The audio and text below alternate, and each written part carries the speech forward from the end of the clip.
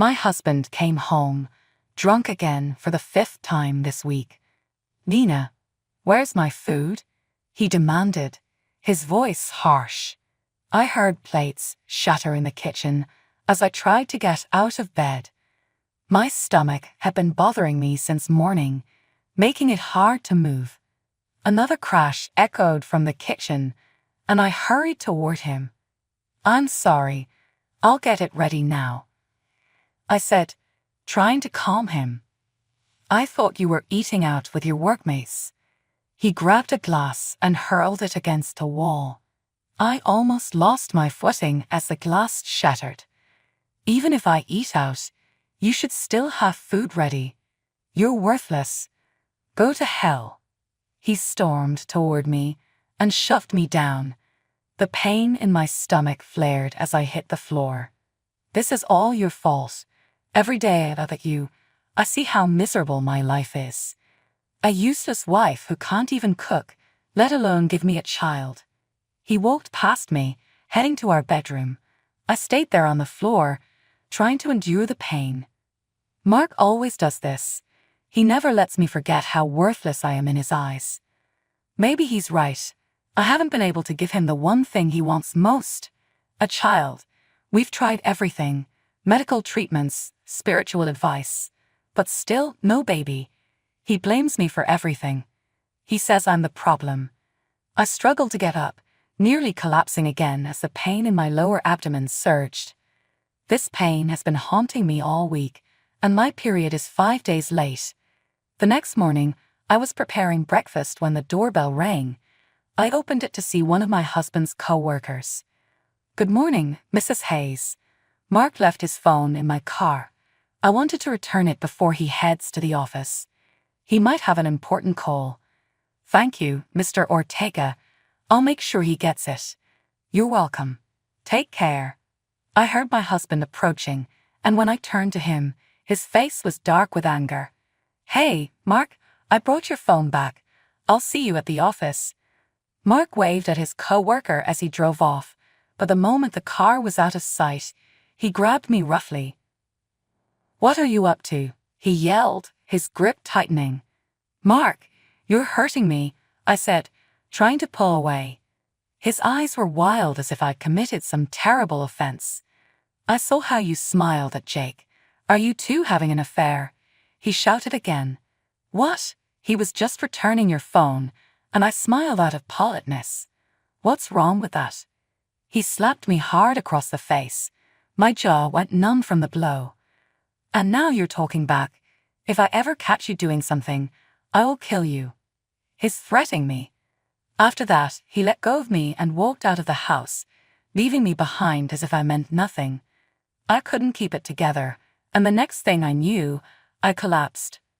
The faint touch of light on my eyelids made me stir.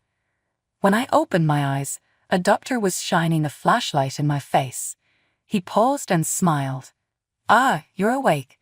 Don't worry. You're in stable condition." I glanced around and realized I was in the hospital. Beside me, I saw my husband. "I'll leave you two alone. I'll be back when you're ready to be discharged, Mrs. Hayes." I nodded and looked at my husband. "What happened to me?" "You collapsed, and as a concerned husband, I brought you here. You should be grateful I still care enough to rush you to the hospital. It's your fault I was mad earlier, flirting with my coworker." "That's not true. I just answered your phone." "Lies. I won't let this go until I have proof." My heart pounded wildly. Why is he acting this way? Why is he accusing me of cheating? Mark has always been the jealous type, and when jealousy takes over, he loses control. I stayed silent because arguing back usually led to him either slapping me or throwing hurtful words. Hours passed in silence, both of us like shadows in the room. Finally, the doctor returned and said I was ready to be discharged. Before we left, he handed us an envelope. "Congratulations. You might want to open that when you get home." Curiosity gnawed at me, and as soon as we got home, I nearly dropped the envelope. When I saw the contents, I couldn't hold back my joy. Yes, I'm pregnant. The test results confirmed it. The doctor had run tests while I was unconscious. My husband stormed into the room, irritation etched on his face. "Can you be quiet?" he yelled. "Mark, I have good news." I reached for his hands, but he pushed me away. Maybe this news would change him completely. I handed him the results, my heart racing. This was the moment we had been waiting for. After almost 20 years of marriage, we were finally going to have a child. But now, as I turned 41, something incredible has finally happened. I'm expecting our first child. He stared at the test results for a moment, then tossed them in the trash. My eyes widened in shock. "Why? Why would you do that?" I quickly pulled the pregnancy test from the bin and held it up to him. "It's positive. I'm pregnant, love. We're going to have a baby," I said, my voice full of hope. But his reaction was nothing like mine. "Are you sure about that?" he asked, his tone cold. I couldn't understand his response. "Of course I am." The doctor confirmed it. He just stared at me, his expression blank, scanning me from head to toe. "You should go back and get checked again," he said, turning to leave. I grabbed his arm, desperate. "I don't need to. The result is clear. It's positive." "Oh, really? Have you lost your mind, woman?" "I haven't lost my mind. This is what we've always wanted." "Shut up. You're too old to have a child. Your skin is sagging. Your body looks like a slouching bear. Your hair is turning gray. Your whole existence is falling apart. If you were meant to have a child, you would have been pregnant years ago, right at the start of our marriage. But now, at 41, you expect me to believe this is my child." He grabbed the results and threw them to the floor, stomping on them. Then he yanked my hair, forcing my face down to the crumpled paper. "That's your fantasy, shattered." He dragged me down, and I cried out in pain. "I'm not imagining things. I'm really pregnant with our child. I'm not having that child. We did everything possible, remember? So why did it take this long? You're too old for this. Maybe you cheated and got yourself pregnant. I was stunned by his words. I thought his accusations were just out of jealousy, but now he's claiming I've been unfaithful. You have no idea how much I've endured from you. Do you think I didn't want a child? Do you think I enjoyed waking up every day, childless? I've waited so long for this moment, and now you're accusing me of an affair. With who?" I couldn't hold back my emotions anymore. "With Jake? I saw you smiling at him earlier. I bet you two planned this." My legs gave out, and I collapsed to the floor. I couldn't believe what he was saying. None of it was true. Panic set in as he kept insisting the baby wasn't his. I could never be with another man. Even with all his mistreatment, I've always been faithful. I stood by his side through everything. I thought he'd be thrilled about the baby. We'd waited so long for this moment, and it was finally here. But now he's rejecting it. He knelt down, holding my chin, and stared into my eyes. "This isn't my child," he said. Then he pushed me to the floor and left. I broke down, clutching my baby bump, in shock at this new life inside me. This wasn't how it was supposed to be. I thought we'd be happy together. I begged him not to leave, but he slammed the bedroom door, and that was the end. He left us. It was just me and my baby. My aunt came to help, staying with me until I gave birth. For those 9 months, I didn't hear a word from him, except for the rumors he spread about me cheating. He even pulled a coworker into his lies, ruining their friendship, but it meant nothing to him, just as we meant nothing.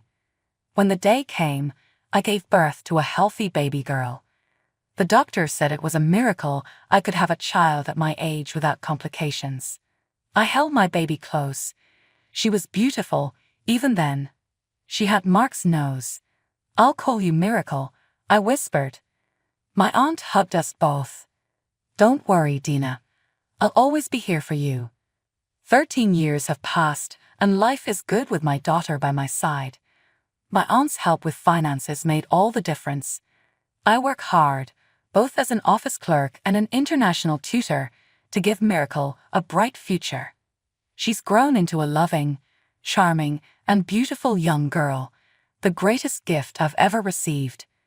Despite everything, I'm grateful we have each other. I heard my husband is thriving as a chief engineer. It shocked me that he never filed for divorce, even though he easily could have. One evening, we were having dinner when my aunt came home late, her face full of excitement. "Dina, miracle, I have great news." "What is it?" She handed me a brochure and showed me something on her phone. "It's a casting audition for new actresses in a high-budget movie, and Miracle meets all the qualifications." My eyes widened when I realized my daughter was perfect for the role they were seeking. Tall, beautiful, with long black hair, a good singing voice, and a charming personality. I turned to her. "My love, do you want to audition?" Her smile was wide and full of pure joy. "Yes, Mother, I would love to." The next day, we went straight to the audition venue. There were so many girls lined up, but I knew in my heart that my baby had what it took. And for the lead role, the talented girl who will embody Princess Aria's character is Miracle. I cheeped so loudly that everyone turned to look at me. The audition lasted 7 hours, and then the casting director announced who got the roles. And for the lead role, the talented girl who will embody Princess Aria's character is Miracle. I cheered so loudly that everyone turned to look at me. I didn't care. My daughter was going to be a star. Filming started the very next day, and I accompanied her every single day. I was amazed by how naturally talented she was and how easily she worked with everyone. We received so many compliments from the directors and veteran actors. Miracle is such a prodigy. The future is bright for her. "She's a miracle," one of the actresses said to me. My heart swelled with pride at the praise for my daughter.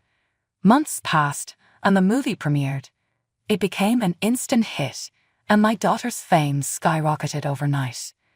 She was praised for her acting skills.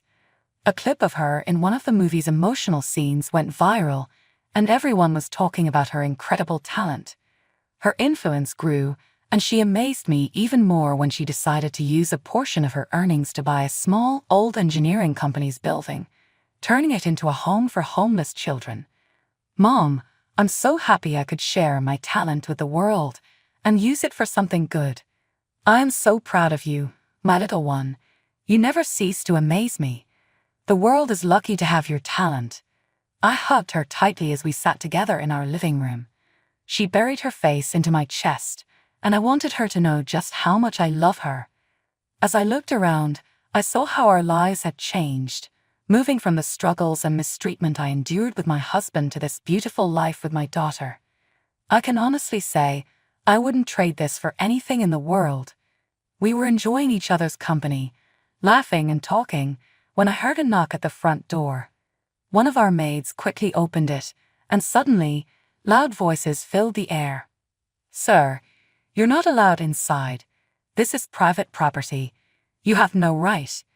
I have every right to step into this house. You're trespassing." The moment I heard that, I rushed to see what was happening. "What is this all about, Mark?" My heart nearly stopped when I saw him. He looked so different. When he saw me, he rushed over, but the security guard blocked his path. "Sir, you're crossing the line. Please," he pleaded, but the guard kept pushing him back, and Mark tried to break free. Then Miracle stepped beside me, and Mark froze. He stared at her, tears streaming down his face.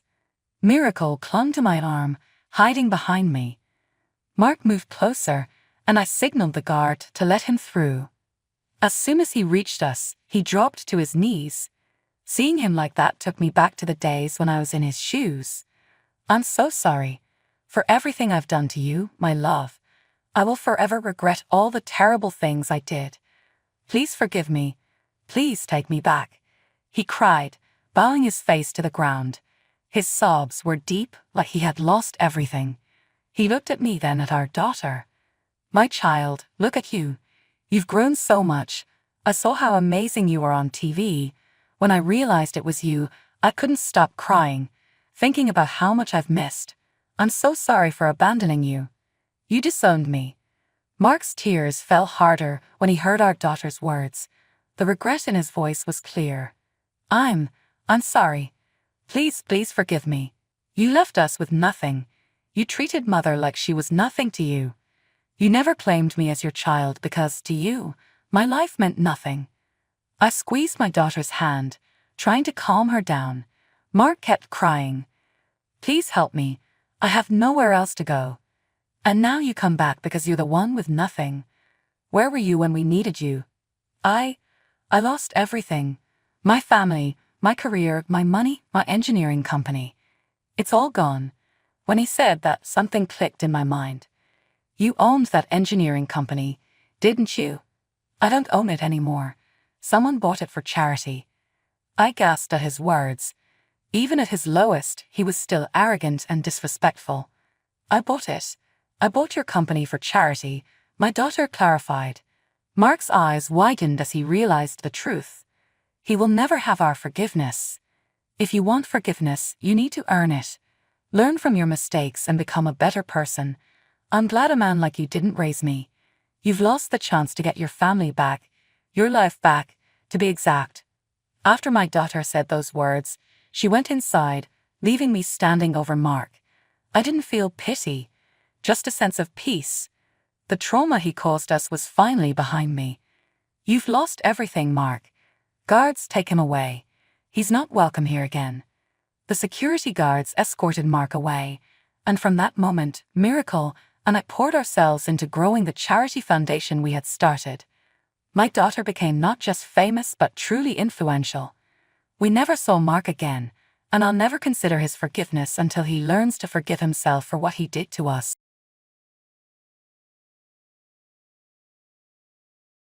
Hi everyone, my name is Carrie, and this is the story of how I dealt with my horrible mother-in-law. To be honest, I'm not solely responsible for her getting kicked out. It was actually her own antics that led to her being thrown out.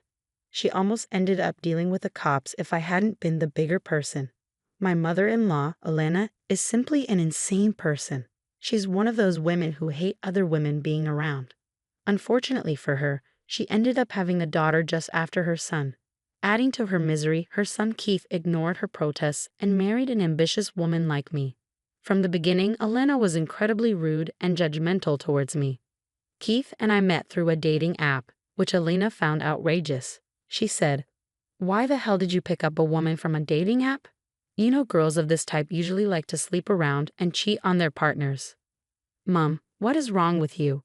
You cannot say these things about Carrie. She's a sweet girl and doesn't deserve your hate. Keith defended me. Elena, I have no intentions of sleeping around or cheating on Keith. I'm in love with him, and we are actually thinking about getting engaged soon, I said. Oh my God, Keith, is this true? Elena asked. Yes, Mom, I'm planning on popping the question soon. Carrie knows it's coming, but the rest is a surprise. Keith replied. Must be after your money, Keith. Why else would she hurry you into marriage? I'm telling you, Keith, this girl is not good for you, Elena insisted. I'm not a gold digger, Elena. I earn very well for myself. In fact, I earn much more than Keith right now. My field pays a lot, so I'll be comfortable for the rest of my life, I explained. Apparently, that was the wrong thing to say. Elena became even worse after learning that I earned more. She often berated me and hinted that I would be a bad wife, saying working women are neglectful and disloyal. I had no idea why she found problems in everything I said.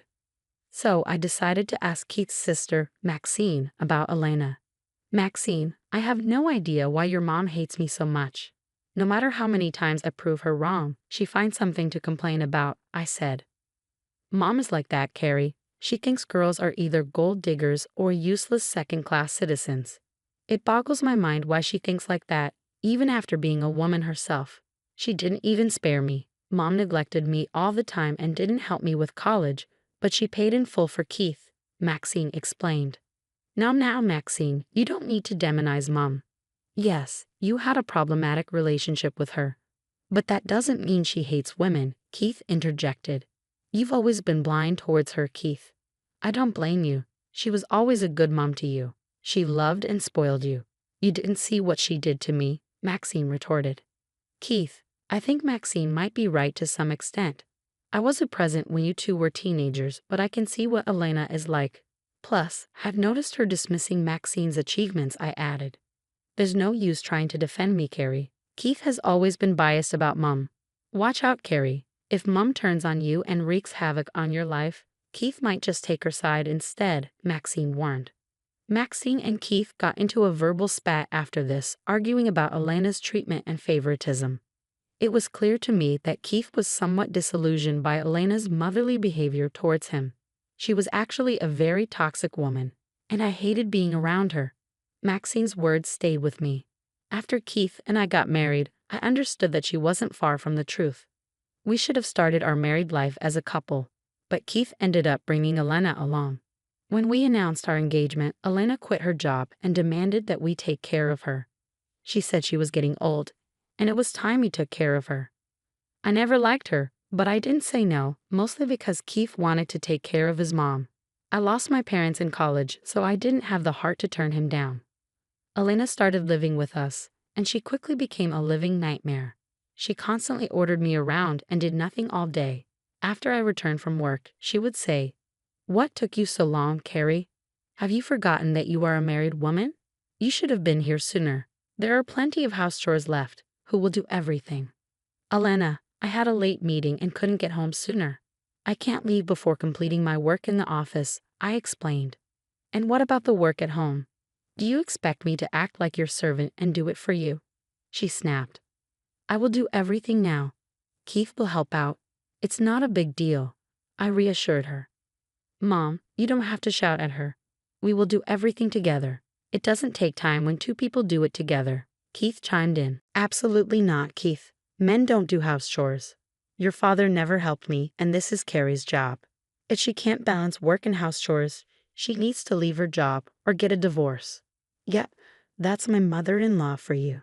She hated everything I did, and I guess she hated my mere existence. Whenever I tried to talk to Keith about her, he would shut me down, saying, "Mom is old, and she has some really conservative ideas.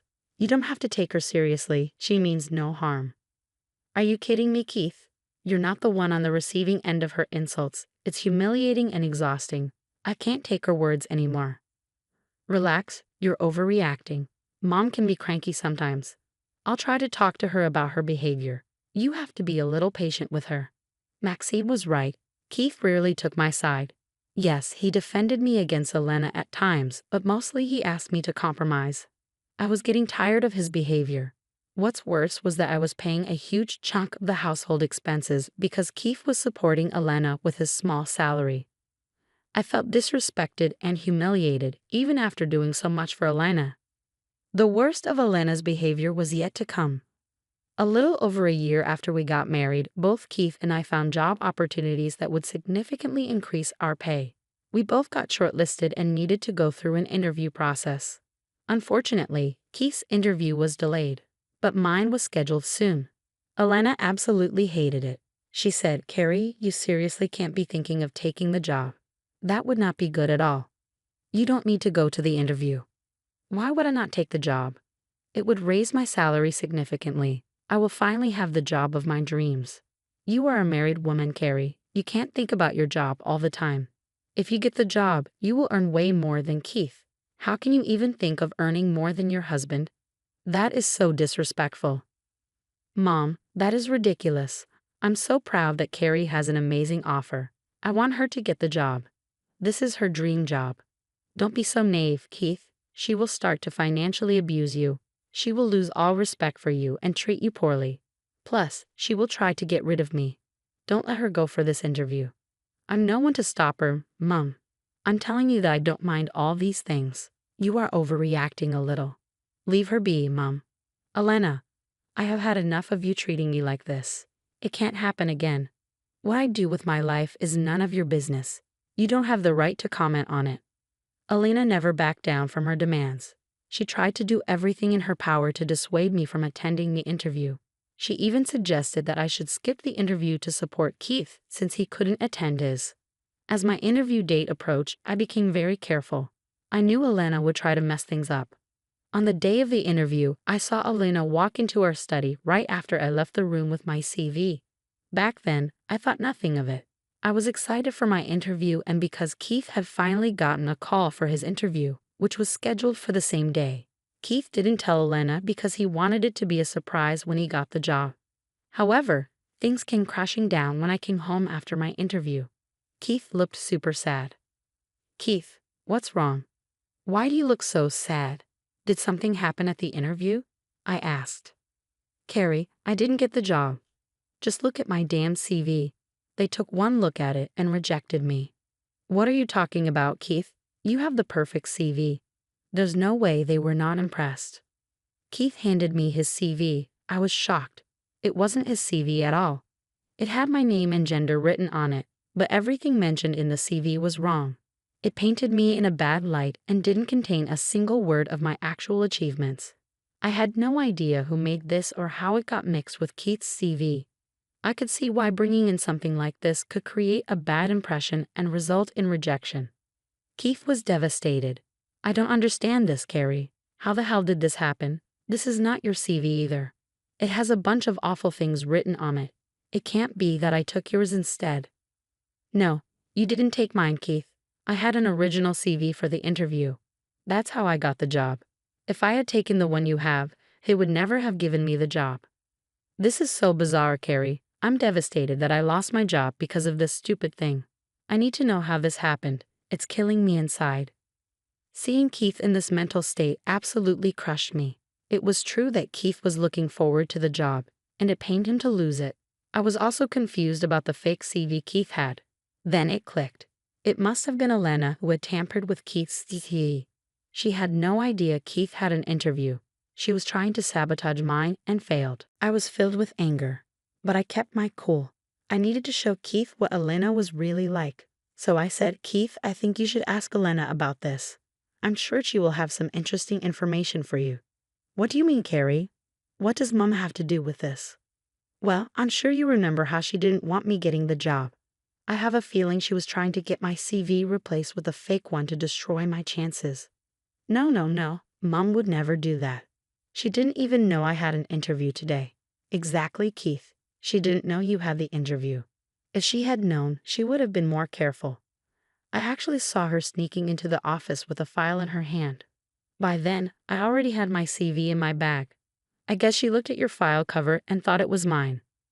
Keith was initially in denial, but as I recounted the morning's events, he began to get suspicious. It became apparent to him that Elena might have had something to do with it, so he decided to call her. Mom, come here right now. I need to speak to you. Keith, what's wrong? Why are you shouting? I'm coming. Did you mess with my CV? Answer me truthfully. What? No. Why would I do that? What CV are you even talking about? I don't understand. My CV, Mom. The one I was supposed to take to my interview today. What the hell did you do with it? I didn't do anything to your CV. I didn't even know you had an interview today. Carrie was the one who had an interview. Keith narrowed his eyes at Elena, connecting the dots. Mom, tell me the truth. Did you tamper with Carrie's CV? I already know what you did. There's no point in lying. I don't know what you're talking about. I would do no such thing. Keith, Elena knew I had an interview. She didn't replace your CV knowingly. She wanted to swap mine and ruin my interview. That's why your CV had my name and gender on it. Mom, do you have any idea what you've done? You freaking replaced my CV and cost me a good job. I failed the interview because of you. What the hell is wrong with you? It finally dawned on Elena that she had made a big mistake. Instead of swapping my file, she accidentally swapped Keith's. Realizing the gravity of her error, Elena started to cry. Keith, listen to me. This was all a mistake. I never intended to hurt you. I thought only Carrie had an interview today, and despite my warnings, she still tried to get the job. Why were you so upset about that, Keith? Your wife should not be earning more than you. If she does, no one will call you a man. She will take control of you and kick me out of your life. I did this for your good. You need to stop making yourself the martyr. Have you no shame? You cost your son his new job. He was so excited to join this company and you ruined his chance because you couldn't stand the idea of me having a better job than him. Shut up, Carrie. This is all your fault.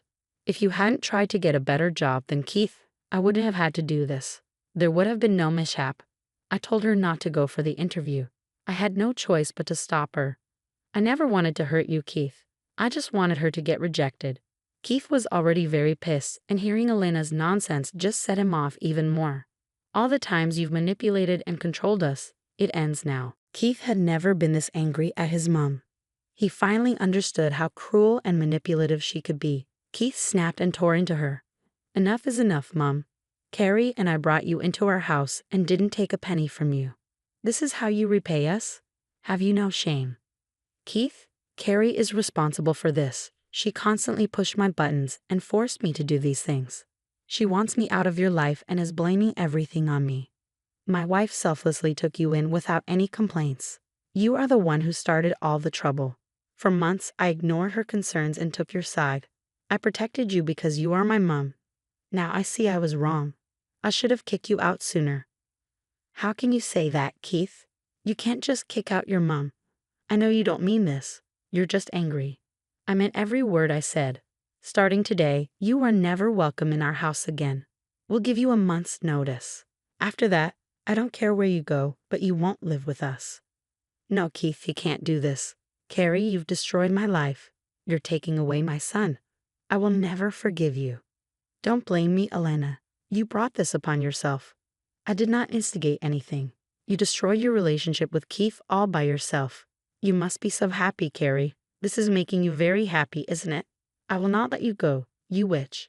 Elena lunged at me, grabbing my hair and pulling at my scalp.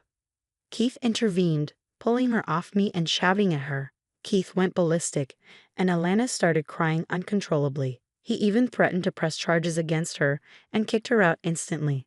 Elena didn't make a fuss, fearing that Keith would really call the police. She left the house in her car, and Keith started to calm down. But after his anger subsided, he immediately burst into tears. The frustration from the interview and with Elena made him break down. Through his tears, he said, "I'm so sorry, Carrie. I should have listened to you. I almost cost you your job because I didn't want to upset my mom. She just showed me how wrong I was about her. She attacked you, for God's sake. I don't know how to face you. I'm ashamed." Don't say that, Keith. This is on Elena. Please don't blame yourself for what happened. I'm not happy about being validated at the expense of your job. I rather wish it was me who lost the interview. No, I'm glad it was me. I was at fault. I should have kicked Mom out sooner. Don't worry, Carrie. After today, I won't ever allow Mom into our lives again. She is unhinged and toxic. I'm done with her. He promised me that Elena would never come near us again. He also told me that from now on, he would make more contributions to our household and cut Elena off financially. He realized it was unfair that I paid most of our bills while he supported someone who hated me. Keith wanted no contact with Elena anymore. Elena did try to get in touch with Keith, mostly begging for forgiveness. She initially sent me some threatening texts, but after I warned her about calling the police, she backtracked and begged for my forgiveness as well. Realizing she was in a deep hole, she stayed at Maxine's place. Maxine, aware of her antics, made her get a job to support herself, refusing to let her freeload. 8 months later, Maxine unceremoniously kicked out Elena after she pestered her to look after her. She was banned from Maxine's house, and her husband told Elena never to return. Elena was forced to move to a different state to live with a relative we barely know. I sent them a nice email about Elena's antics. Yes, I got the email through Maxine. She is a sweetheart. Our families have gotten much closer now that Elena is not around with her favoritism. Keith has also apologized to Maxine for disregarding her feelings. They are now very close, and we hang out regularly. Keith has enrolled in college to get a master's degree, which will help him get a better job in his field. With my current income, we are not having any trouble with money. Keith has always supported me in chasing my dreams, and it's only fair that I do the same for him. Elena's departure has actually made our lives better, and I hope it stays that way for years to come.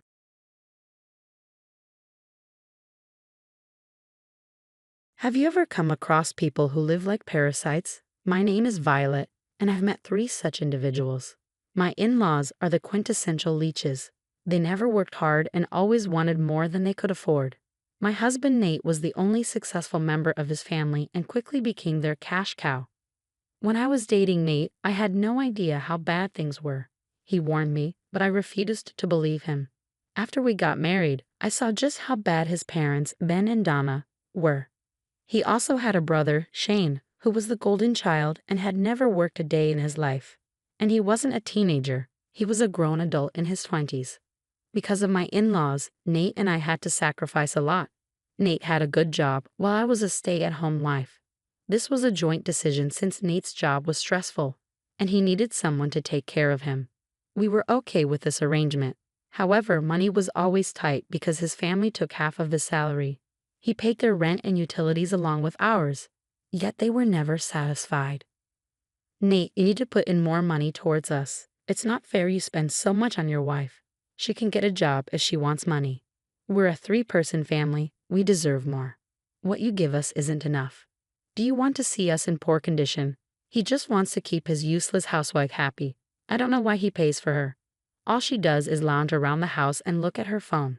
I always told you not to spend so much on the wedding, yet you gave in to everything Violet said. Now you have no money for us. That's not what a good son would do, they would say.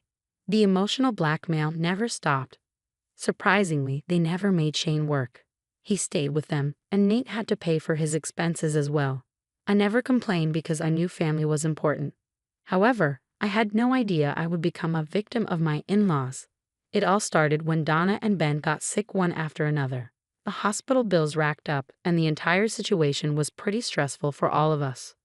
One day, Nate came home from the office looking very upset. I could tell something was bothering him, and I started to feel concerned. Nate, what's wrong? Please talk to me, I urged. Violet, my parents are very sick. They're having a hard time managing on their own. I really don't know what to do. You know Shane will be of no help, Nate said. Oh my God, how bad is it? I know they've been to the hospital, but I thought they were doing okay. They are better now, but they still need help around the house. Besides, their medical bills are still pending. I don't know how I will clear those bills and pay the rent for 2 houses at the same time. I'm so sorry, Nate. I can see it stressing you out. Please tell me if I can help in any way. I'm willing to help for your sake. I'm glad you asked, Violet. I was wondering if you would be willing to go live with them. It'll be for a short while.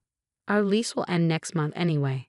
If we live with my parents, I can save rent on 1 house. That way, they'll get some help, and I'll be able to clear their medical bills too. There's a lot to think about, Nate, but if that's what makes you happy, we can go live with them. I should warn you though, if they treat me unfairly, I will leave. I will make sure they won't do that. You're already sacrificing a lot for them. This time, if they mess up, I won't take it lightly. Consider this the last favor you do for me. We set some ground rules, and Nate informed his parents about the arrangement. From what I could gather, they were pretty happy with everything. Instead of reassuring me, Nate's words set off alarm bells in my head. I prayed I wouldn't regret my decision, but my worst fears were soon realized. With everything set, Nate and I packed up and moved in with my in-laws. We used their spare guest room as our bedroom. Shane made some noise about needing the room for his personal reasons, but Nate shut that down quickly. His parents were surprisingly warm and welcoming, which I suspected was because they wanted to stay in Nate's good graces. However, things took a drastic turn as soon as Nate left for the office. As soon as he was gone, my in-laws pounced on me with a long list of chores. I had moved in with them to help out, but I found myself doing everything on my own. I did their laundry, cleaning, cooking, dishes, mowing the lawn, fixing things, and driving them to places. Ben and Donna just had diabetes and recovered quickly, but they acted as if they were paralyzed. I was okay with doing the work for Ben and Donna because they were getting old, and I didn't have the heart to make sick people work. However, everyone expected me to do Shane's work as well. Shane did nothing all day. He got up late, demanded I make his favorite breakfast, stayed in his room and littered all over, and only came down for meals. Even during meals, he complained. He never did it at dinner because he knew Nate would crack down on him. When Nate wasn't around, Shane always said, "Why'd you cook this crap every day? You know I don't eat this. Who the hell likes veggies anyway?" It's a balanced meal, Shane. There's meat in it as well. You can ignore the veggies if you want. I don't like this at all. Go make me something else. I feel like having lasagna today. And for dinner, make me a steak. Do you really expect me to stop and make lasagna right now? It will take hours.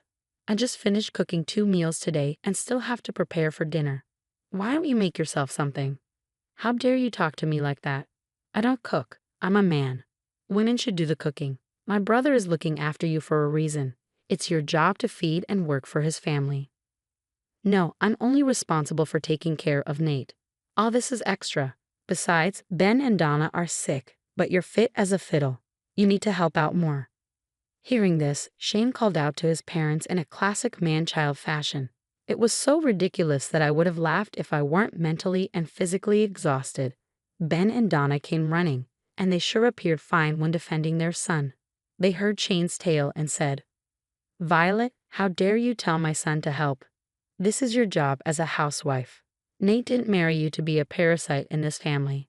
Yes, you have some nerve staying in my house and telling my son to do your job. He's a man and doesn't have to do feminine work. That's what you're here for. I am not your servant. I am already doing a lot for you guys. The least he can do is make his own meals if he doesn't like mine." Shane literally does nothing but sit around. What he does is none of your business. Now go make him lasagna. If that's what my baby wants, he will get it. There is no room for arguments. I don't want it anymore. Shane sneered. I changed my mind, Violet. Give me some money for takeout to make up for insulting me today. I was furious but knew arguing would be pointless. I reluctantly took money out of my pocket and handed it to Shane. It was a bad day for me and I wanted to cry, but I held back. Instead, I reassured myself that my time would come. Unknown to everyone, I was already collecting evidence of their mistreatment. I had recordings on my phone and proof that Shane regularly asked me for money. I wanted to try and salvage the situation, not wanting to stress Nate more than he already was. He worked hard to take care of us all, and I wanted to support him in return. Somehow, I managed to live with them for 6 months. Their behavior never changed. Instead, their demands escalated day by day. Shane still wasn't working or contributing in any way. Nate constantly berated him for being unemployed, but Shane never talked back to him. However, when Nate was gone, Shane took his anger out on me. He made me clean his room, cook meals, and do his laundry. If I refused, he would complain to Ben and Donna, and the three of them would corner me and verbally abuse me until I gave in. Slowly, I was hitting rock bottom. The worst thing happened just when the 6th month came to an end. It was a horrible July with severe thunderstorms, and Nate had to be away on a business trip that weekend. Our area was on high alert for tornadoes. Everyone was worried, and even Nate had a hard time being away from us. Just as I finished preparing lunch, Shane came down from his room and said, You made that food again? Why can't you just follow my damn instructions? Donna and Ben are both diabetic, Shane. We can't have rich and oily food every day for health reasons. How many times do I have to tell you to make my meal separately? You are such a lazy witch. I wonder what Nate ever saw in you. Since you don't want to cook, you could go get me McDonald's. Are you insane? There's a tornado alert. Do you really want me to go out in this weather? Don't be dramatic. It's not that serious. Besides, this is your job. You need to get me something or make me a new meal from scratch. Oh, and my room is dirty. You've been slacking off. You better go clean it. Absolutely not. I'm not doing your work anymore. I already have a lot on my plate with stocking groceries and preparing for the storms. From now on, if you don't like anything, you can cook your own food. You are a grown man, so clean your own room. What did you just say? Just wait till Mom and Dad hear about this. You'll pay for talking to me like this. Shane, as usual, called Ben and Donna. At that moment, I knew things were about to hit the fan. So I got my phone out and started recording. Ben and Donna came down, and Shane cried to them about how badly I was treating him. You have no shame, Violet. We've told you multiple times that our son won't do a woman's job. You never listened to us. You're an ungrateful witch wasting Nate's money, and said. I always knew this little witch was a leech. See, I was right. How dare you mistreat my son in my own house? We've been hosting you, and you have no gratitude, Donna added. I'm tired of working like a dog for you guys.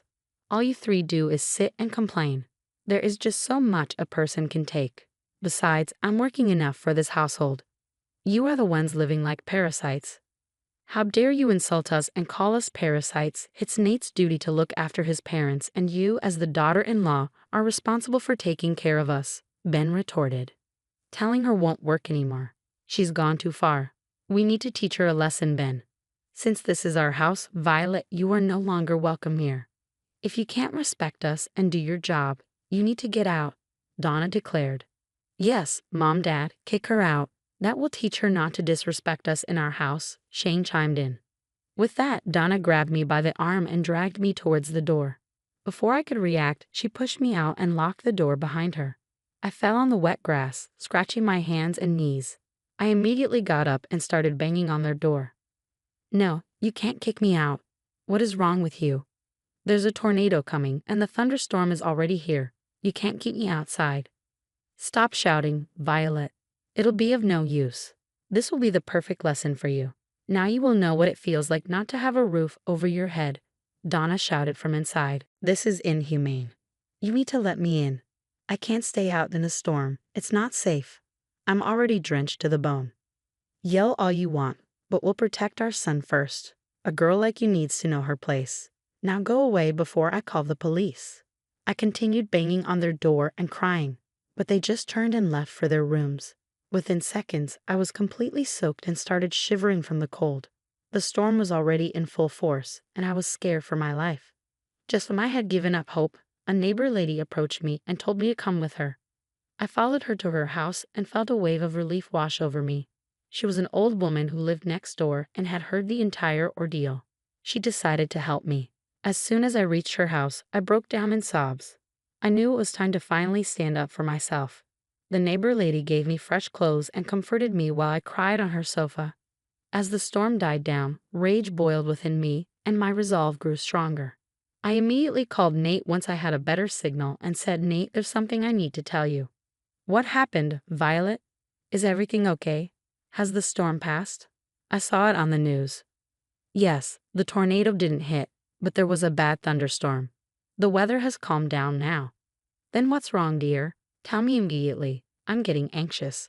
Your parents kicked me out today. I'm at the neighbor's house, calling you from here. What? That's impossible. Why would they do that? I'm so sorry, Nate. I tried my best to help your family, but they've been verbally abusing me and overworking me. They kicked me out because I refused to remake a meal for Shane or get takeout for him. That's insane. How could they just kick you out like that? Don't believe me? I'll send you some videos. You can watch them and decide. I hung up and sent the videos to Nate. Additionally, the neighbor lady called him and told him what she had witnessed herself. There was a long silence before Nate told me he would be back soon. Meanwhile, my in-laws didn't try to contact me until an hour after I talked to Nate. They were peacefully staying at the house and didn't even care if I was safe. However, when they started blowing up my phone, they called me back into the house. I went there for a final confrontation and said, What do you want now? After kicking me out, you had no regard for my safety. What's the point of calling me back here? We made a mistake, Violet. Things happen sometimes. We are family. Don't be mad at us. We'll apologize to you. Yes, we can just apologize and move on. Even Shane here will say sorry. Let's just put it past us. Oh, I'm sorry, Violet. This will never happen again. We were being stupid, Shane added. Wow, that's some change in your behavior. What brought this on, may I ask? Nate called us today. He was pretty upset. He said he will look past this if you forgive us. Yeah, if you don't, then he will stop supporting us. You know we are sick and old. Please don't hold a grudge. Without Nate's support, we will be homeless. Good, because that's what you deserve. People who have no empathy for others should not be shown mercy. I will tell Nate that I won't live with you three anymore, and I don't accept your apology. What Nate does after this is completely his choice. As soon as I said that, the trio started to beg and plead for mercy. They kept repeating that they were sorry and it wouldn't happen again. Shane even had the audacity to say that kicking me out was a small joke that went too far and that holding grudges was childish. I ignored them, gathered some of my things, and returned to the neighbor's house. I also called Nate and told him that I would never forgive my in-laws again. Nate took my decision very seriously. He flew back a day early and went straight to my in-laws. When he returned, he told me he wasn't going to support them anymore. He was tired of them treating me unfairly, and enough was enough. Nate decided to stop sending them money for rent or medical bills and wouldn't give them any allowance. Shane would be completely responsible for Donna and Ben. How he would do that was none of our business. Nate and I started looking for a new place. We got lucky because one of his colleagues was renting out one of his apartments. We jumped at the offer and began moving our things the next day. Nate also profusely thanked the neighbor lady for protecting me when he couldn't. Suffice to say, we will continue to keep in touch with her. Meanwhile, Ben, Donna, and Shane thought Nate was bluffing. They asked for forgiveness but never actively tried to improve their situation. So the following month, when Nate didn't send the money, my in-laws were in big trouble. They started blowing up our phones and even called me horrible things. Nate and I simply blocked them. Any relative who felt sorry for them was sent proof of their misbehavior, and that shut them up real quick. It's been a long time since then. Nate no longer sends them any money. Shane was forced to work in a warehouse and earns very little. The three of them live in a small camper, and things are not looking good for them. Nate and I, on the other hand, have finally put a down payment on our dream home.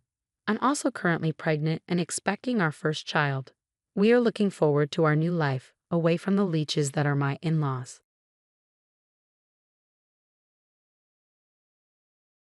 Hello, today, I want to share a story from my life about how I almost lost $75,000 to my thieving and manipulative in-laws. Thankfully, I knew my way around and managed to get it back. But first, let me introduce myself. I'm Tina, and I'm 38 years old. I'm married to the love of my life, Joe. Joe and I met back in college. We had the same elective and got paired together for a project. With every meeting, we realized how much we liked each other. After the project, we continued to hang out and soon began dating. Our relationship was very smooth. We had similar personalities and meshed well together. One of our biggest shared values was our love for our families, which is why about 6 months into dating, we introduced each other to our parents. Joe's meeting with my parents went well, but meeting his parents wasn't the best. Joe's parents, Carl and Julia, were very closed off. They didn't try to get to know me or show any interest in what I was saying. By the end of dinner, I was beyond embarrassed. Imagine telling a joke and having no one laugh, just staring at you blankly.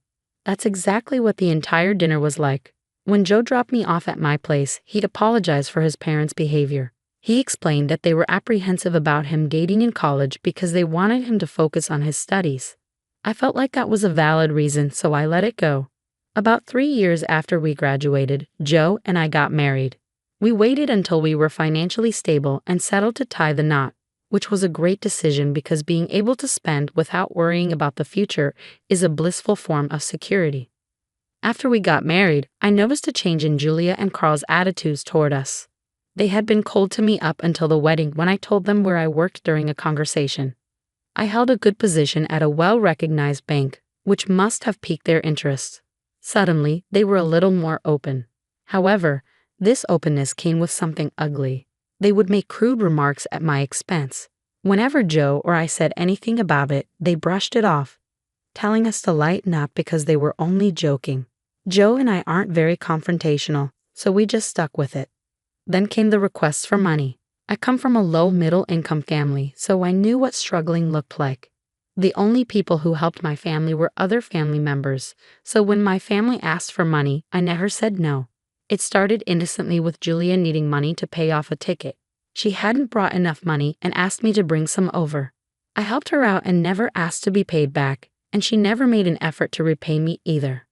Then they started purposely forgetting their wallets at home or not bringing enough money whenever we went out, expecting Joe or me to cover for them. Eventually, they straight up asked us for money. We were spending more money on them than on ourselves, so Joe and I sat down to discuss things. "You know I love your parents, but we can't keep giving them money and covering for them like this," I said. "Yeah, I wouldn't have any issue if they weren't working individuals who make more money than us," Joe agreed. "I just don't know how to bring it up. It feels wrong." "I feel the same, but we can put that money to better use, like buying a house," I suggested. "You want to buy a house?" Joe asked, surprised. "Yes, I've always wanted to own a house," I replied. "Me too," Joe said. "We'll have to stop enabling my parents and live frugally to save quickly, but it will be worth it." "Oh my God, are we doing this?" I exclaimed. "Absolutely. It's been a dream of mine to own a house with you," Joe said.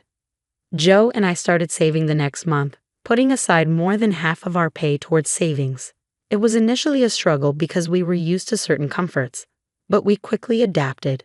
We also had to talk to Carl and Julia about not giving them money anymore. Needless to say, they were not happy. Julia bluntly asked Joe if I was the reason for this change. Joe told her it was a joint decision and explained our plans to buy a house, hoping it would get them off our backs, and it worked like a charm. However, they did stop contacting us as much. Joe and I didn't let Carl and Julia's lack of contact bother us. We focused on our work and saving as much as we could.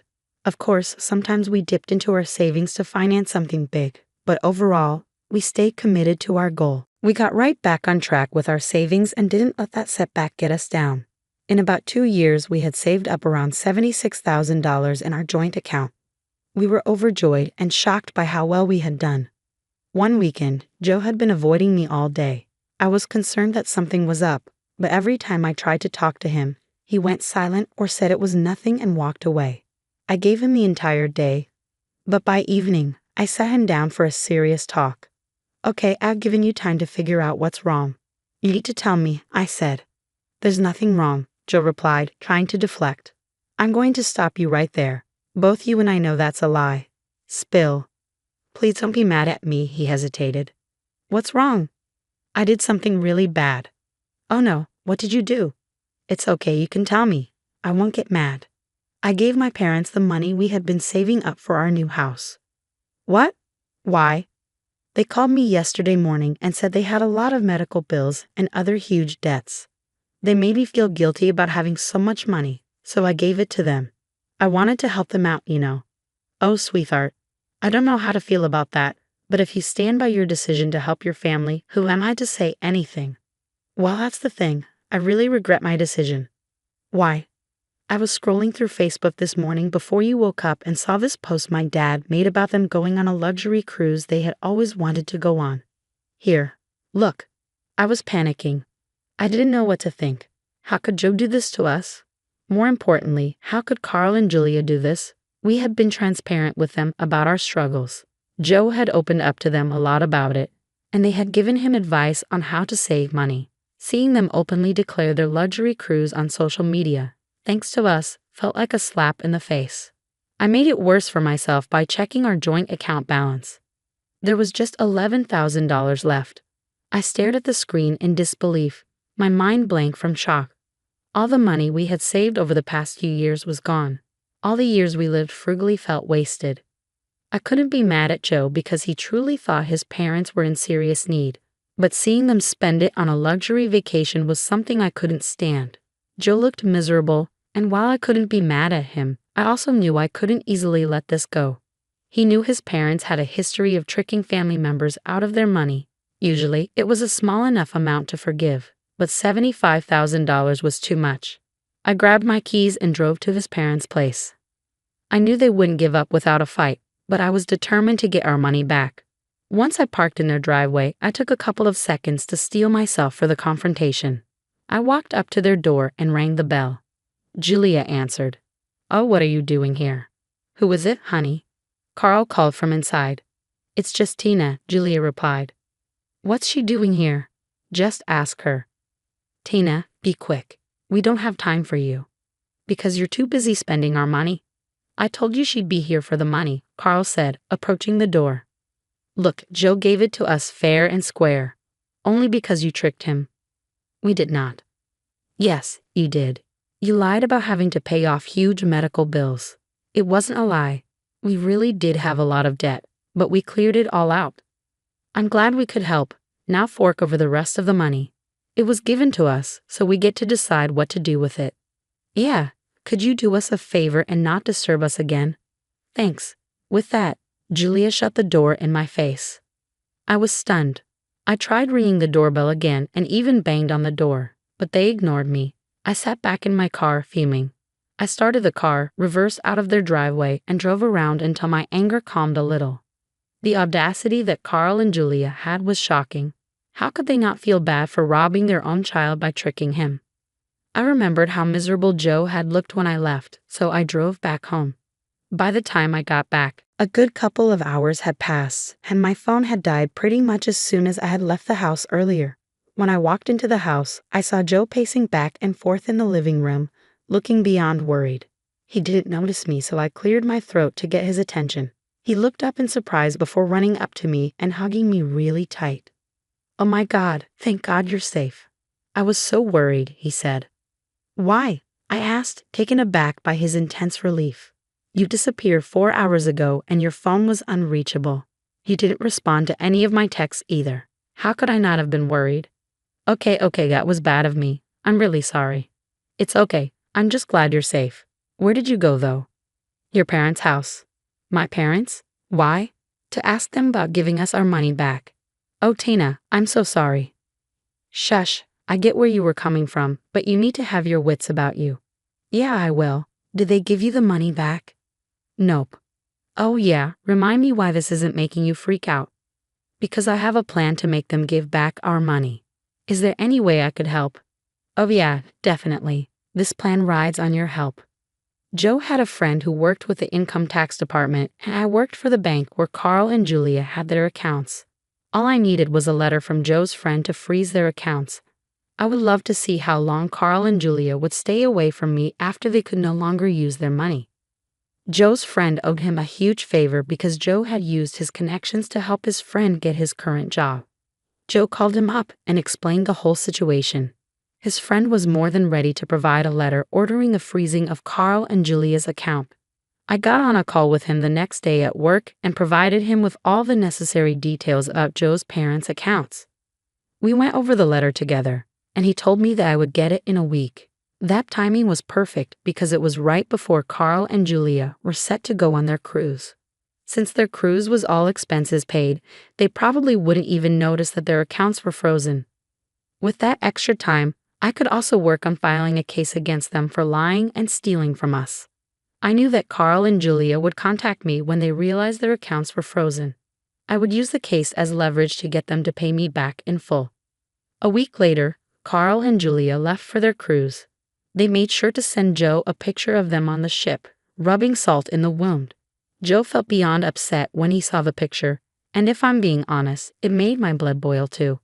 But I knew this would just be further proof of their crime when I filed the case. When they finally got back, Joe and I felt our excitement creep up every day as we waited for a phone call from his parents. It took about a week before they called. "Hi, sweetheart." Julia's voice was overly sweet. "Sweetheart." Joe echoed, confused. "Did you hit your head somewhere?" "Don't be silly, sweetie. Of course I didn't. Although, yes, there it is. What's wrong?" "Don't be rude, but yes, Carl and I have a bit of a problem." "And why do I help you out? Did you guys ask me not to disturb you?" Joe's voice dripped with sarcasm. "Tina, please," Julia begged. "It's a matter of our survival. Our bank account is frozen for some reason. And since you work at our bank, could you look into it for us?" "I'll think about it. Please, we're begging you to somehow unfreeze our accounts. We don't have much cash on us to last us through the week." "Oof, that's tough. Anyways, I'll see what I can do." I hung up the call, feeling a tingle of sick satisfaction from Julia and Carl's desperation. But my plan wasn't done yet. I was going to string them along for a while before revealing the truth. I wanted them to feel the anxiety and betrayal I had felt. The next week, Joe mostly ignored their calls. When he did pick up, they asked for money, but he always coldly said no and claimed he was busy. I carried on as usual with my week. Julia called me every day to check if I had any information on how to unfreeze their account. With each passing day, I sensed their panic rising. Somehow, they managed to survive another week. By the second week, I began to ignore their calls altogether, only answering occasionally to tell them I couldn't talk at the moment. It was satisfying to play with them as they had played with us. But eventually, I got bored of the games. So I told them I had information for them. They eagerly invited Joe and me over to dinner at their place. All of their rudeness and mean attitude were absent. Suddenly, they were super nice to me, even prioritizing me instead of ignoring me like usual. Joe and I struggled to contain our laughter at their pathetic attempt to seem nice. After dinner, I pulled out a folder containing the information from my bag and set it on the table. Julia and Carl looked at me nervously. "Oh, what did you find out, dear?" Julia asked. "Yeah, will we be able to get our account back?" Carl added. "I don't think so, at least not for a couple of months," I replied. "Wait, what? Why?" Julia exclaimed.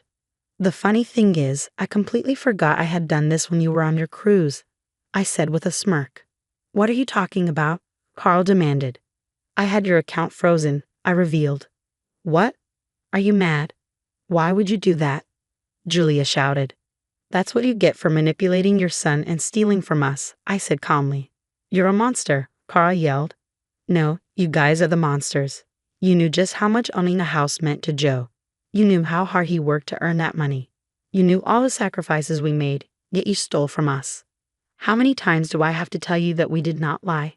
Get our account unfrozen now, Julia demanded. You did lie.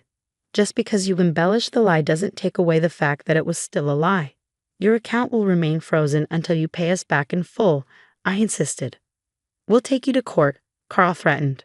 I dare you to. I've already filed a case against you. If you don't pay us back in full, I'll push for the case, and then you'll have to do more than just pay me, I retorted. How can you do this to your own family? Julia pleaded. Oh please, Julia, don't even try. We're giving you guys a month to figure it out and give us the money, I said firmly. With that, I grabbed Joe's arm and we left. As soon as we sat in the car, we burst out laughing. We had done it. The look of shock and betrayal on Julia and Carl's faces was so worth it. They would know never to mess with us again. Joe tried to apologize to me again, but I assured him that it was all okay. We had ensured we'd get our money back and, in the process, given his parents a taste of their own medicine. I don't know how or where they got the money, but Carl and Julia paid us back a week after that dinner. I was beyond happy. Julia texted me, politely asking me to unfreeze their account, which I gladly did the next day at work. Joe and I spent the next few weeks finalizing our new house and moving in. We went low contact with Julia and Carl. We got fooled once, and it would be embarrassing if we let them fool us again. We're both people who value family and tend to have a very soft spot for them. Julia and Carl knew this, which is why we couldn't let them use it to their advantage again. They also never actually apologized for what they did, so we didn't want to be involved with them until they did. Joe and I are living happily in our beautiful home. We're even planning to start a family. At one point in my life, I really thought that I had to resign to my fate, but this experience taught me that if you take things into your own hands, life will go your way.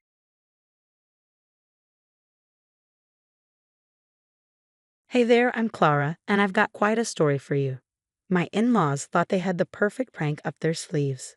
Little did they know that their mischievous plan was about to take an unexpected turn. My husband Tyler and I have been together for a while now.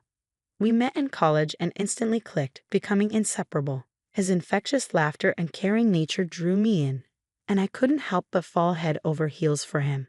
Our relationship blossomed, filled with shared dreams and countless memories. However, his family has some interesting traditions. When Tyler first told me about their quirky habit of playing practical jokes, I found it amusing. Coming from a more reserved family, I was curious to experience the wild side of his relatives. But I soon realized that their pranks were not just harmless fun. They were quite hurtful. Instead of simple jokes between family members, their pranks were elaborate and often made people feel embarrassed or humiliated. Seeing how they hurt each other made me uneasy, and I didn't want to become the target of their unkind humor. The first time I met them, they played a humiliating prank on me. Tyler's family planned a picnic every couple of months where his parents and siblings, along with their families, would meet up and enjoy each other's company. Tyler decided it was the perfect time to introduce me to his family. I was both excited and nervous because I desperately wanted them to like and accept me. Initially, it seemed like a fun and innocent gathering, but I had no idea about the cruel prank they had prepared for me. Kenneth, Tyler's dad, pretended to spill his drink on me, making it look like an accident. The drink was sticky, so I needed to change my clothes to clean up the mess. Sharon, Tyler's mom, offered me spare clothes from their car, which she got from the trunk. She handed me a bag, and I headed to the public restroom in the park to change. But when I opened the bag, my heart sank. Instead of regular clothes, there was a huge clown costume inside. It hit me like a wave of disbelief. They had planned to embarrass and humiliate me all along. I felt a mix of shock, hurt, and shame wash over me. The mere thought of walking outside in a clown costume turned my face red with embarrassment. How could they go to such lengths to make me a target for their laughter? Reluctantly, I put on the oversized clown costume, feeling exposed and vulnerable. As I walked back to the picnic area, Tyler's family burst into loud laughter.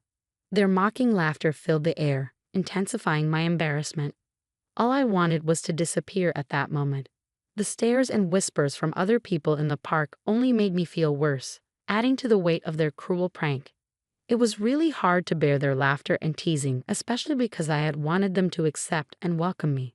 Instead, they seemed to enjoy seeing me embarrassed, using it as a chance to make fun of me. I felt a mix of sadness and anger, wondering how they could find happiness in hurting me so much. It was utterly mortifying, and I felt like a fool. The emotions I experienced ranged from shock to embarrassment to anger. Tyler saw the look of pain and humiliation on my face as I returned to the picnic area wearing that silly outfit. He was furious at his family. "What the hell were you guys thinking? How could you do this to Clara? I told you that there would be no playing pranks on her. At least not until she's comfortable with it." "Oh, come on, Tyler. It was all good fun. We didn't mean any harm. This is who we are." "Harm? Look at her. She's humiliated. I know the rest of us are okay with these pranks, but she isn't, and you needed to respect that. It's the one thing I asked of you guys." "Tyler, calm down. It was just a silly costume. We didn't mean for her to be so upset." "Just a silly costume? Can't you see how hurt she is? You know how important she is to me, Mom. I won't tolerate this mistreatment." "Tyler, we didn't realize it would upset her this much. We're sorry." "Sorry isn't enough. You've broken your promise. If this ever happens again, I'm serious, I will cut ties with both of you. I won't let anyone treat Clara like this." "Tyler, please. We didn't mean to hurt her. We'll make sure it doesn't happen again. I hope you mean it. I won't let anyone disrespect the person I love. I expect better from both of you." Tyler profusely apologized to me for his family's behavior, and it was a real turning point. It showed me that our relationship was more important to him than their warped sense of humor. His kind words and understanding were like a balm for my hurting soul, showing me that he was always there for me. Sadly, that incident strained my relationship with my in-laws. Kenneth and Sharon, my mother and father-in-law, took every opportunity to make subtle jabs at me, always referring to me as a wasp or a party pooper. Initially, their words hurt me, but I learned to ignore them and focus on building a strong bond with Tyler. A few months after Tyler's bold promise, he proposed to me, and we decided to tie the knot. The wedding was a dream come true, and the love between us was palpable. We were ecstatic to start this new chapter together. Tyler's parents, Kenneth and Sharon, surprised us with an invitation to dinner at one of my favorite high-end restaurants. They claimed it was to welcome me into their lives and family. Initially, I was very skeptical about accepting their invitation. Sensing my apprehension, Kenneth texted me an apology for the way they had been treating me and promised me that their invitation was a gesture of their acceptance of me. I reluctantly accepted the invitation but couldn't shake off the feeling that something was off. After all, I had known them long enough to suspect their ulterior motives. Luckily, I had an ace up my sleeve. The restaurant they chose happened to be owned by my close friend, Connor. Connor and I had a special bond that went beyond friendship. He was like a brother to me, always there when I needed him. Our relationship was built on years of shared memories and unconditional support. We grew up together in the same town and became best friends in high school. We had lost contact when we went off to college but reconnected a couple of years ago. We rebuilt our friendship, and before I knew it, I was wiping away tears of joy and pride at Connor's wedding. Connor was someone I could always rely on, no matter the circumstances. He had a kind and caring nature that made me feel safe and understood. We shared countless laughs, wiped away each other's tears, and celebrated life's triumphs together. Connor was there for me during my ups and downs, offering a listening ear and wise advice. He became an integral part of my life. He even bestowed me with the honor of being named the godmother to his first child. It truly was an understatement to say that Connor was just a close friend. He was more like family to me. "Hey Connor, I need to talk to you about something." "Hey, sure, what's up?" "So, you know my in-laws, right?" "Yeah, I remember meeting them. What's going on?" "Well, they're planning a party for me at your restaurant, but here's the thing, they love playing humiliating pranks on people. The first time I met them, they embarrassed me big time." "Really? That's not cool at all. I'm sorry you had to go through that." "Thanks, it was awful." But since then, Tyler threatened them, and they haven't tried anything on me again. but I'm worried they might pull something at this party. Don't worry, I've got your back. If they try anything funny, I'll be ready with a backup plan to save you from any embarrassment. Oh, thank you so much. I knew I could count on you.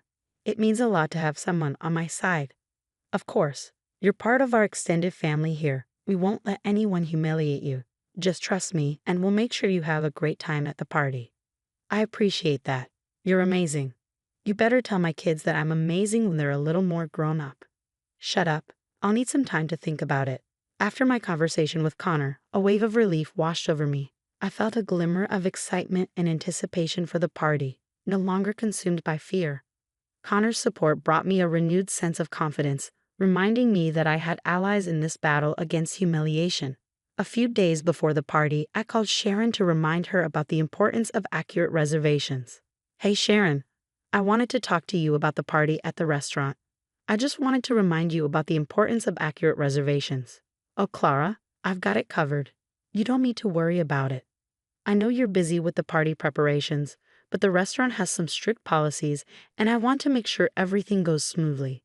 Are you implying that I can't handle it? I've organized plenty of events before, you know. Oh no, I didn't mean it like that. I just wanted to avoid any hiccups and make sure everything is perfect. Well, trust me, Clara, I've taken care of the reservations and everything will be in order. You can count on me. I felt a mix of relief and lingering doubt. While Sharon assured me that everything was under control, a part of me couldn't help but worry. I hoped that she had truly taken care of the reservations and that the party would go smoothly as planned. The day of the party arrived and Tyler and I stepped into the restaurant. We were greeted warmly at the reception. The employees of the restaurant had quickly become our friends, thanks to how often we frequented Connor's restaurant. A waiter escorted us to our table, but as soon as we reached it, I noticed something was off. There was one seat missing. Panic rose within me as I asked about my seat, only to be met with uproarious laughter from Tyler's family. Tyler, clearly furious with his family, confronted them. I cannot believe you guys. This is completely out of line. You know the restaurant's policies, and yet you deliberately pulled that prank. It's not a joke when it hurts someone. Oh, come on, Tyler, lighten up. It was just a harmless prank. No, Dad, it wasn't harmless. It's humiliating, and it's not okay. You promised you wouldn't do anything like this again. Maybe it will be a real family dinner now. I don't see why we have to invite someone who can't take a joke into our family. Mom, that's not fair. Clara is my wife, and I won't tolerate anyone disrespecting her. How do you propose to fix this prank of yours? I couldn't believe they would dismiss my feelings so easily, labeling it as a joke. It hurt to think that they didn't see the impact of their actions and didn't fully support our relationship. I longed for their understanding and acceptance, but their comments only deepened my sense of hurt and disappointment. Just when tension was about to boil over, Connor walked in. Oh, look who's here. Hey, Clara, it's great to see you. How are you doing? Oh my God, hi Connor. It's been a while since we saw each other. I'm doing well, thank you. Tyler's family decided to throw me a party to welcome me into their family. Excellent. By the way, everyone, I'm Connor, the owner of this restaurant. Now let's get this celebration started. Oh, wait a minute, there seems to be a missing seat at this table. What happened? Oh, that's their prank on me. They love playing tricks. I know you're very strict about seating, but do you think there's any way you can make an exception for me? I'm afraid not. If I did this for you, I'd have to do it for everyone. But don't worry, I've got it covered. We have an empty seat in our VIP lounge. How would you and Tyler like to spend the evening there? You have a fantastic view and a comfortable spot. Why does she get special treatment? This is supposed to be a joke. There's no need for all this fuss. Well, it's important to make sure our guests feel comfortable and valued, and I think it's essential to respect everyone's feelings. Anyway, Clara, your meal along with all the drinks for you and Tyler tonight are on the house. Enjoy the evening. Thank you so much, Connor. At that moment, my gratitude towards Connor knew no bounds. Having Connor there with us brought a sense of calm and made me feel safe. He took us to the VIP area, protecting us from the chaos caused by Tyler's family. They loudly protested Connor giving us special treatment, but Connor simply motioned to one of the wait staff to take care of their table, and they immediately quieted down. I thanked Connor a lot for standing up for me and keeping me from feeling even more embarrassed. At that moment, Tyler's support meant everything to me. His actions showed his true character and how much he wanted to keep me safe. He didn't let his family's teasing get in the way. Instead, he chose to protect me and put our well-being first. It showed how deep his love was and how strong our bond had become. Sitting in the VIP area surrounded by safety and support, I felt incredibly grateful for both Connor and Tyler. Their unwavering presence reminded me that I wasn't alone in this journey. As Tyler and I ordered our meal and drinks, we finally began to settle down to enjoy the night. However, the night was not yet ready to be calm for us. "Hey guys, what do you want? Please let us sit with you. We're all here for Clara's party after all." "No, I don't think that's a good idea. We're fine on our own." "Well then, what if we apologize? We're family and family doesn't treat each other this way." "Yeah, we want to make things right. Can't we all just move past this?" "Are you kidding? You didn't want her in the family before, and now you suddenly do? Or is it because you want to sit in a fancier place and get a free meal? You guys are a joke. Leave us alone." "Tyler, we're sorry. We didn't mean it like that. We were just joking." "Joking? It didn't feel like a joke when you humiliated me. Your actions spoke louder than words." "Enough. We don't want to hear it. Just go." "Tyler, please." "No, Mom. It's time you both understand the consequences of your actions. Leave now." Connor, sensing the commotion, intervened and kindly requested Kenneth and Sharon to leave our booth. When they refused, he threatened to call the police. Finally, they slinked away and headed towards their table. However, Connor followed them and asked them to leave his restaurant, citing complaints from other customers about their unruly behavior. Having no choice, they quietly left the restaurant with their heads down in shame as the entire restaurant witnessed their embarrassing exit. That night, Tyler and I had a blast. We laughed, we ate, we shared a couple of drinks with Connor, relishing in the victory over Tyler's family's prank gone wrong. Tyler and I were bombarded with texts from his family after that night. They were filled with anger and blame, accusing us of overreacting and causing a scene. Their words stung, adding fuel to the fire and deepening the rift between us. It felt like the aftermath of a storm with no calm in sight. Instead of engaging in their negativity, we decided to take a stand. We realized that we didn't need that toxicity in our lives, so we made a firm decision and blocked them, putting an end to their hurtful words and actions. Cutting ties with Tyler's family was a necessary boundary to protect our emotional well-being. We refused to subject ourselves to their constant ridicule and cruelty. It was a liberating decision that allowed us to focus on the love and support we shared and the positive relationships that uplifted us. It was a fitting conclusion to this tumultuous saga, allowing us to move forward with positivity and surround ourselves with love and support. Life moved on, and Tyler and I thrived in our love and unity. Our relationship grew stronger, and we built our own loving family, free from the toxicity of his parents' cruel pranks.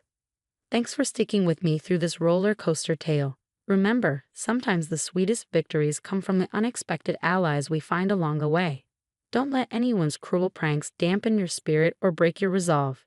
Stay strong and true to yourself, and you'll always have the last laugh.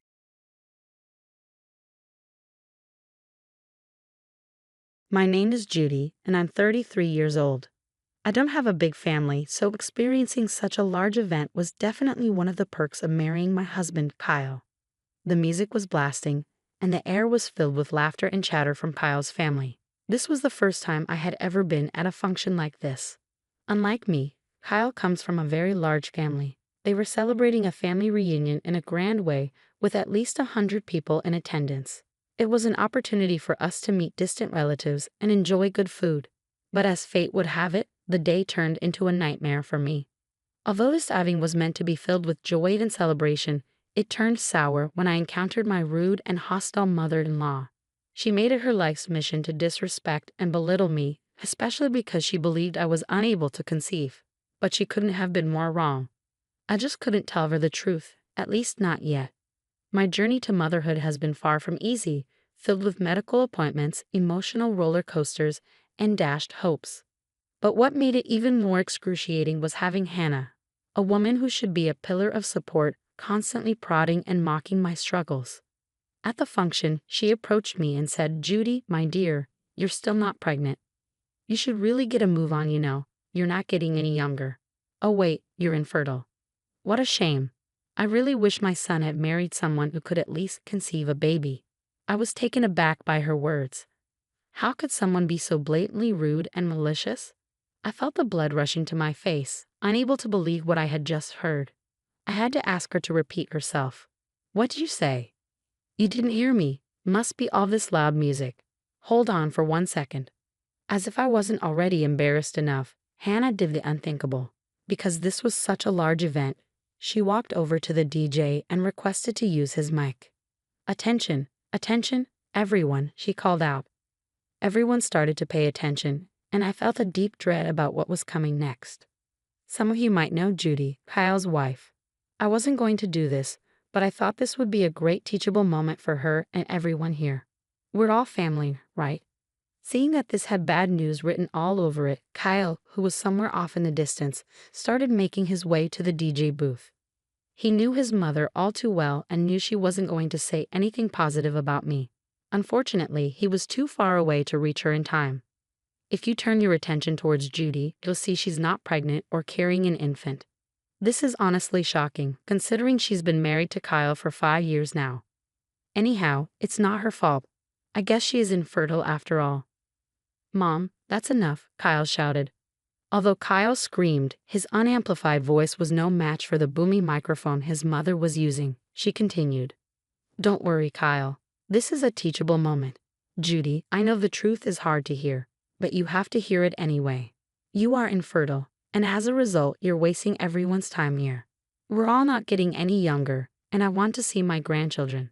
I think it would be best if you two did something like get a surrogate or a divorce. There I was, my face redder than any of the tomato dishes there, with countless eyes looking my way. I'm serious, Judy. You should honestly consider doing something about that infertility. It's quite selfish and embarrassing. I want to see my grandchild. Thankfully, she was cut off by Kyle, who had finally reached her. I couldn't move at all. It was like I was frozen. It seemed like 100 pairs of eyes were on me, and I just wanted the earth to open up and swallow me whole. I felt humiliated as everyone stared, although Kyle managed to stop her. The damage was already done. Some people looked at me with disgust, others with sympathy, but most shared in my embarrassment. They felt embarrassed for me, and as someone who despises pity, this was the worst feeling imaginable. I felt helpless. Normally, I'm the type of person who speaks her mind, but how could I with all these people staring at me? The DJ tried to resume the festivities and wash away the embarrassing moment, but the damage was irreversible. Some people resumed their activities, but I knew the gossip had already started, and this incident would be a hot topic in the family group chat for weeks to come. I did what many others would have done in my situation. I fled. Feeling unwelcome and unloved, I saw Kyle and Hannah arguing off to the side. I seized the opportunity to escape, running inside the house to find the nearest bathroom and lock myself in. I cried for what felt like hours until I heard a knock on the door. It was my loving husband, Kyle. What he said when he saw my red eyes and puffy cheeks shocked me. I swear to God, after today, I'm never speaking to that woman again. Kyle, you can't say that. She's your mother. Yeah, and she's also a bully. I can't ever show my face here again. We can go home right now if you want. Just say the word and we're out of here. No, that would mean I've admitted defeat. What did you say to her? Kyle went on to explain how he berated her for her insolence and rudeness.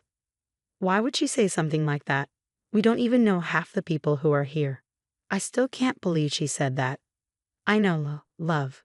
I've let her walk all over you for too long. I'm sorry I let it get to this point. We hugged, and I continued crying in his arms. This is why I love him so much. After being conditioned in my childhood to be strong and hide my tears, Kyle was always there to catch them and console me. I pulled away slightly, looking up at the love of my life. His warm brown eyes met mine, and I was struck once again by how much I loved him. I smiled weakly despite my tears, hoping to distract myself from the humiliation. Do you remember how we met? Kyle chuckled. Of course I do. How could I forget such a beautiful day? I laughed too, remembering that fateful day. We were both studying at the university library and ended up fighting over the last available power outlet. We struck up a deep and meaningful conversation, and before we knew it, hours had passed. We exchanged numbers, and the rest, as they say, is history. I love you so much, Kyle. I love you too, Judy, more than anything in this world. If you need us to go home, just let me know. This party is dead anyway after that stupid stunt my mother pulled. Kyle, do you remember when we found out? He nodded, a pained expression crossing his face.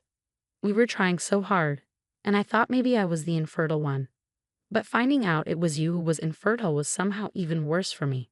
I was ready to handle it if it was me, but you're just so perfect. I never expected it to be you. I never wanted that for you. I'm so sorry. I know, babe, it was a tough time for both of us. But we got through it together, and we'll get through this too. Kyle smiled at me, his love shining in his eyes. I knew then that we were in this together, no matter what life threw at us. You should tell her the truth. What? I couldn't possibly do that. I should have just been honest with the family from the start. I did know she harbored this much resentment over us not having kids yet. What's worse, she automatically assumes it's your fault. If I had been honest from the beginning, none of this would have happened. Kyle, don't beat yourself up. You know your mother is crazy. She probably would have found another way to humiliate me even if you had been honest. It's fine, babe. I don't mind her hating me, but I can't stand the idea of her not liking you because of your infertility. You know how obsessed she is with continuing this bloodline. That's true. I mean, she did invite 100 people to this thing, which is ridiculous now that I think about it. No, I'm not going to tell her. Wait here. Before I could question where he was going, he let go of me and left the bathroom. Still reeling from the embarrassment, I heeded his words and stayed put. 5 minutes passed. Just when I thought Kyle might have done something stupid, like announcing the truth to everyone, he came back in. Thank goodness. I thought you went to do something stupid. I was about to bust out of here and stop you. You still might try to stop me, but I won't let you. What do you mean? What did you do? I couldn't believe my eyes when Kyle handed me a stack of papers. What are these? My infertility results, as well as your high fertility results. I printed them out at the library. My stomach dropped. How could he have done this without telling me? Now he wanted me to show them to Hannah. I couldn't humiliate him like that in front of everyone. I can't do that, Kyle. I told you I wouldn't. I can't just show these to her. But Judy, she humiliated you in front of everyone. She deserves to be put in her place. She'll be embarrassed because of how wrong she was. I know, but I just can't do it. It's not fair to you. I don't care about that. She's the one who should be embarrassed. Being infertile is nothing to be ashamed of, even though it's so heavily frowned upon. There are ways to fix it, and I think I'm ready to face these skeletons head on. We should look at alternative methods of conceiving. I looked up at him, feeling overwhelmed by his love and selflessness. How could he be so willing to sacrifice himself like this? And what's more, it seemed like he was ready to properly face this ailment and take the necessary steps to address his situation. For such a long time, it was a sore subject. But now, as I looked into his loving eyes, I could see the amount of healing and growth he had been through to reach this moment of clarity and compassion. But Kyle, it's not just about that. It's also about the fact that she's never respected me. She's never even tried to get to know me. And now she's making fun of my infertility like it's some kind of joke. Kyle put his arm around me, pulling me closer. I know, Judy, and that's why we have to do this. We have to stand up to her and show her that we won't be pushed around anymore. I looked up at him, feeling grateful for his strength and support. Okay, let's do it. We went outside to greet the crowd. It seemed like everyone had resumed the festivities, but little did they know that more chaos was about to ensue. I gave Kyle one last look, asking silently if he was sure. He confirmed by leading me to the very same DJ booth where I had been humiliated not so long ago. Kyle grabbed the mic and got everyone's attention. Attention, everyone. We have something important to say. People turned their heads toward the booming voice coming through the microphone. Earlier today, my wife was attacked unfairly and quite rudely for no good reason. Now she wants to give her side of the argument. Kyle handed the mic to me. I gulped, recognizing that everyone's attention was now on me. I scanned the crowd and met the glaring eyes of none other than Hannah, who was making her way to the booth. Hello, everyone. As you may or may not know, I'm Kyle's wife and Hannah is my mother-in-law. I need to repeat the harmful words that were. That's enough. Hannah interrupted, but my confidence and anger only amplified. I was sick of her incessant rudeness. You will not interrupt me while I speak. I gave you a chance to speak, and now it's my turn. Shocked and taken off guard by my feistiness, she shut up. Thank you. As I was saying, I need not repeat what was said about me. But I am a lover of truth, and if someone is spreading misinformation about me and my family, even if it's a very personal and private matter, I need to rectify it. Turning to face Hannah squarely, I said, "You think that I'm infertile and that I'm unable to conceive a baby? Well, I'll tell you what the real truth is. It's your son Kyle who is infertile. Here are the documents that prove it." Kyle handed over the documents to Hannah, who was visibly shocked. The crowd murmured and gasped all around. I looked at Kyle to make sure he was okay, and he was, even smiling and chuckling at everyone's surprised expressions. But the funniest expression was my mother-in-law's. Silence filled the area, and everyone's attention was drawn to us. Hannah's face turned pale as if I had just slapped her. "What are you talking about? This can't be true." "Oh, but it is true, and what's more, I am the one who has a high fertility rate." More gasps and murmurs reverberated through the crowd. This scene looked like it was pulled straight out of a movie. I don't even know what to say. Kyle, why didn't you tell me about this? Maybe because I wasn't ready. The topic of infertility can be a sensitive one, and I know you wouldn't have done this to me if I were in that position. But the fact that you blatantly tried to embarrass my wife in front of everyone doesn't sit right with me. I had to set things straight. Kyle, I'm so sorry. Don't say sorry to me. Apologize to Judy. It was as if Kyle had asked her to recite the King James version of the Bible in Latin. She was so hesitant, but Kyle persisted.